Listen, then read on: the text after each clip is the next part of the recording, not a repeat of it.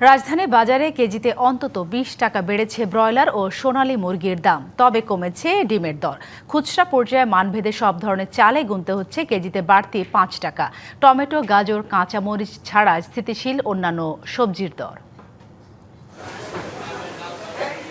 সাপ্তাহিক ছুটির দিন শুক্রবার রাজধানীর খিলগাঁও কাঁচা বাজার ঘুরে দেখা গেছে টমেটো ১৮০ টাকা, কাঁচামরিচ ১২০, গাজর বিক্রি হচ্ছে ১০০ টাকা কেজি দরে। এছাড়া পটল, চিচিঙ্গা, ঝিঙ্গা সহ অধিকাংশ সবজির দাম ১০০ টাকার নিচে।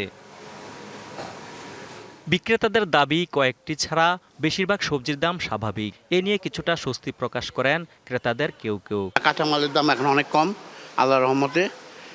মাছের দামটা একটু বেশি আছে, আর সব কিছুই ঠিক আছে ইনশাল্লাহ। মাছ একটু বেশি আর সবজি ঠিক আছে, এভারেজ।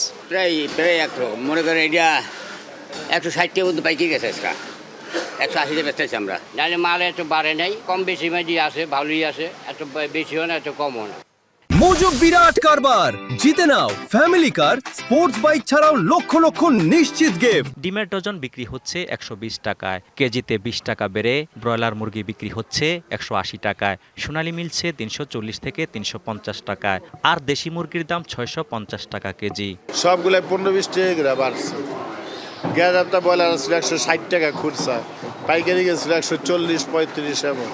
খুচরা বাজারে মানভেদে সব ধরনের চালের দাম কেজিতে বেড়েছে ৫ টাকা পর্যন্ত।